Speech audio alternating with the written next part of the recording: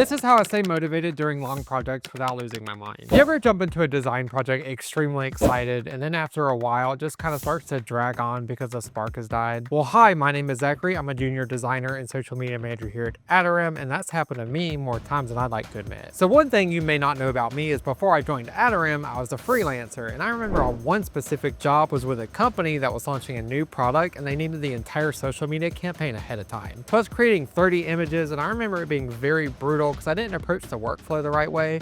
So I'm going to show you how I stay motivated, what I learned then, and how you can do the same.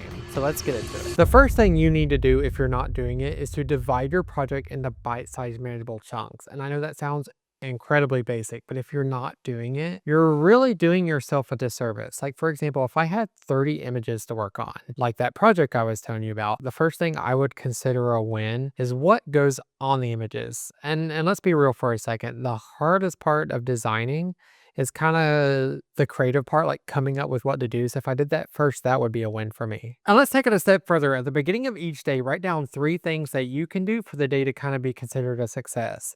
And I don't really formalize this either, like I'm doing it in my phone, I'm writing it down on sticky notes, but the important thing is that I'm giving myself little things to check off. I'm not an expert either. Half the battle with kind of leveling up is improving our workflows and kind of realizing you don't have to do everything at once. This next tip I actually picked up in college studying for different exams. It's called the Pomodoro Technique, and the idea is that you work for 25 minutes and then you get a 5-minute break.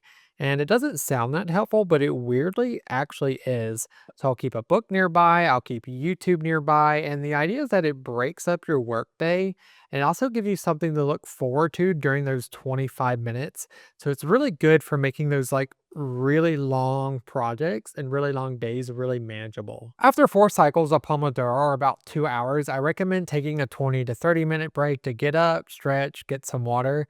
And I know that sounds like a lot of breaks, but the idea is that all these little breaks will basically replace your like big lunch break throughout the day. The last thing that's really helped me improve my workflow recently is focus weeks. And what's really funny is we actually just had someone talk about this at the Web Agency Summit. I'm gonna link their talk in the description because it's incredibly helpful.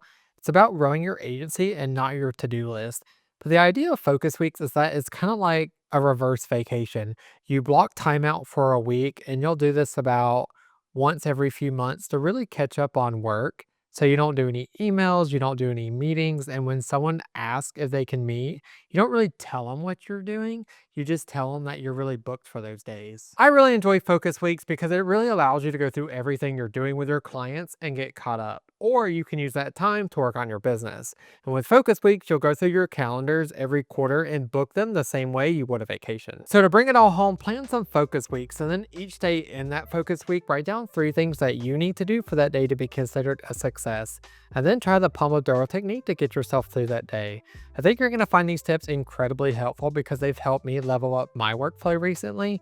And like I said earlier, that's half the battle. You know, how can we work more efficiently? How can we get through our work days easier? It's funny how even the smallest changes in our workflow can make a huge difference. Let me know in the comments what you use to boost your productivity, because it may not only help me, but it may help someone else out who's reading. So I'd love to hear it. I'm always looking for like little hacks to do more in less time. I really hope you enjoyed these motivation tips because they've really been helping me lately. And sometimes it is the client's fault. And if it is, you should check out this other video where I talk about the one change I made in my workflow to get instant feedback from clients. My name is Zachary Mims, and I'll catch you in the next one.